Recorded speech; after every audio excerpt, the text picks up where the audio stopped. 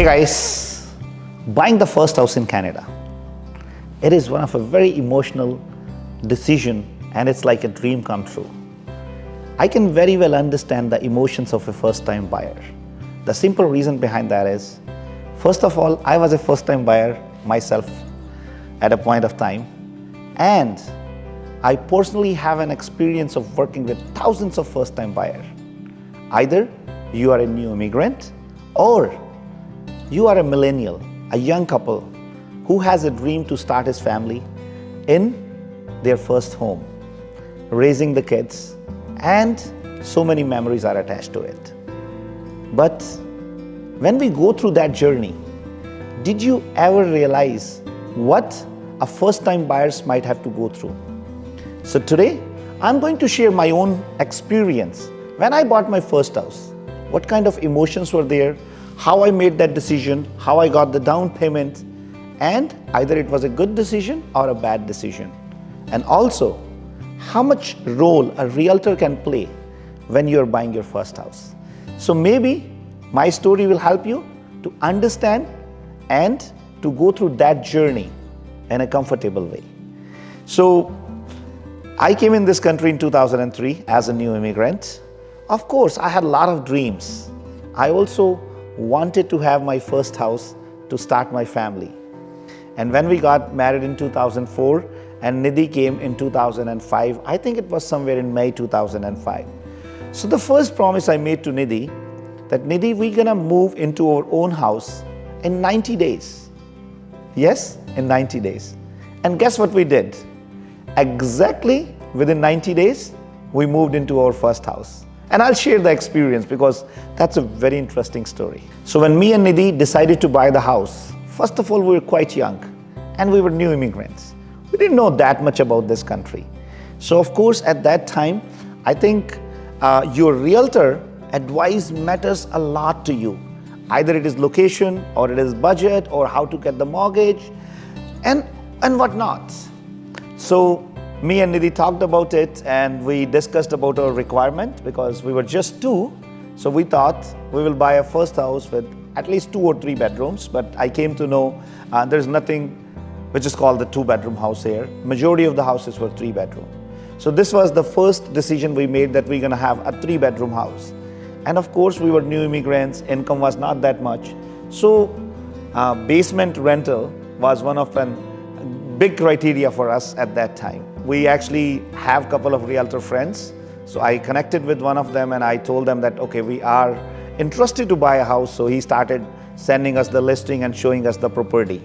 So finally, me and Nidhi liked the house, which was a 3-bedroom detached house. And I still remember the address. It was 113 Olympia Crescent. So the criteria at that time was that we wanted to have relatively newer house and which is close to all the amenities. Of course, school was not a big requirement because we had no kids at that time. But still we thought we should be close to a good school because tomorrow if I have to sell that property, that factor makes a lot of difference. This house was listed on $299,000 at that time. And it was approximately 17 or 1800 square feet house. So when we looked at the house, we liked it. There was 1-bedroom basement apartment there with the separate entrance, and there was somebody renting it out for $650 or $700. So pretty much like, all the requirements were getting fulfilled. So we decided to put an offer.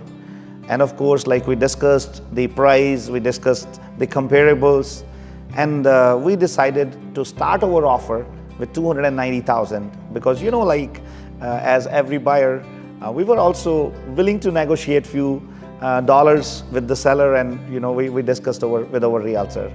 But it was a situation there where there was another offer on that property as well. So I still remember at that time I was at my job and my boss was contesting an election for Member of Parliament. So I was busy in his election and so I couldn't go for the offer presentation. But I was communicating with them on the phone and Nidhi was taking charge as a buyer, negotiating the deal at the front end. In this particular situation, we got stuck up with a multiple offer situation. I know as a first-time buyer, of course, every single dollar saving was meaningful for me But my top priority was I didn't want to leave the house. So though my realtor suggested me to go for full price, but I decided to go a little bit higher than that, as me and Nidhi really liked the house. On top of it, there was a basement apartment from which there was a potential income coming, and it was a relatively new house, a good location, and it was a detached house. So it was fulfilling all those criteria. I know as a first-time buyer, many times it becomes a challenge to save as much money as we can, but I would still suggest, if you like the property, if it is fulfilling all your criteria, sometimes you have to convince yourself to pay little extra, $2,000, $3,000, $4,000, $5,000, so that you can have the property with yourself. Now was the another thing, how much down payment I have to make. So as I was relatively a new immigrant, I did not have that much money. I had approximately $35,000, $40,000, which was my saving from my job and some other savings. But I decided to put approximately 15% down payment at that time. I wanted to put 20% to save CMHC, but I didn't have that much money.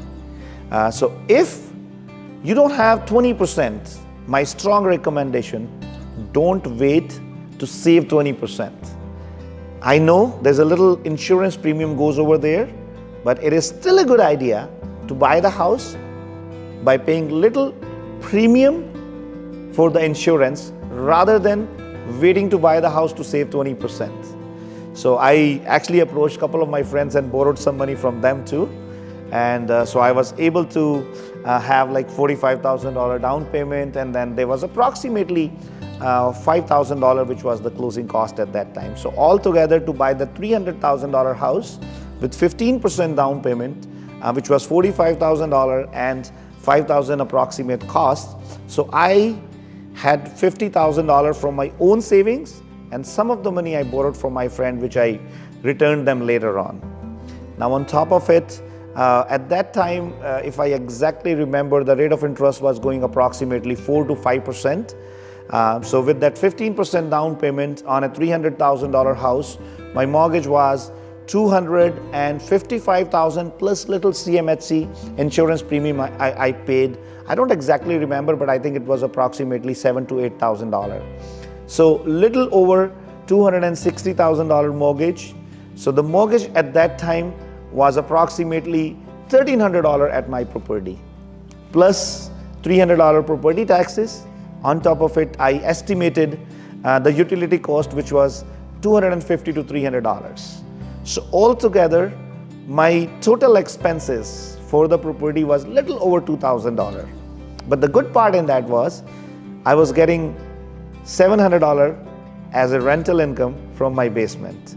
So if I paid $2,000 and I'm getting $700, so my net outflow from my pocket was approximately $13,000, which was pretty decent because I was paying approximately $800 as a rent for my basement. So now this was all about buying the house, doing the mortgage. Now comes another important aspect as well as a first-time buyer, which was inspection of the property. So I hired a professional inspector and made sure that we check everything. And this is an important aspect. And as Team SaveMax, we always encourage our buyers, especially first-time buyers, to make sure that you do the thorough inspection of the property.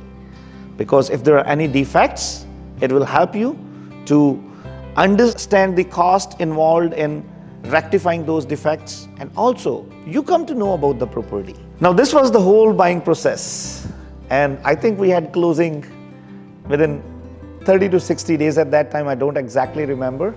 At that time, as a first-time buyer, I would share my feelings with you, what I was feeling, and I'm pretty sure you can resonate those feelings when you might have bought your first house, or if you are planning to buy your first house, you will go through those feelings. So there was one feeling which was excitement of my first house, and there was another feeling which was little fear. This is a combination of both the feelings which you will have as a first-time buyer. We started living in that house, of course, and we actually were enjoying the house without the furniture. Now you will ask me why without furniture? Because I told you I borrowed some money from my friends, and I had to repay that money. So I had no money left almost to buy the furniture immediately. I still remember for almost like 2 months, we were having a carpet in the living room and we were enjoying the property like that. We were having the mattresses in the master bedroom, no bed, but we were enjoying the property like that. So sometime it might happen to you. I know if you have lots of money to put as a down payment, and then you can save some money to buy the furniture and other stuff too. But I told you, but exactly has happened at that time with us. Now after 4 or 5 months, some strange thing happened and we decided to sell that property. I know it was a very quick call, and I still remember when I called my realtor friend to sell that property after 5 months. He was equally shocked as Nidhi got shocked when I told him that we are going to sell this property. Because we had a situation at that time, we were expecting Shreya, our first kid. So it was like a lot of things happening. And I also left my job at that time, so there was no backup over there.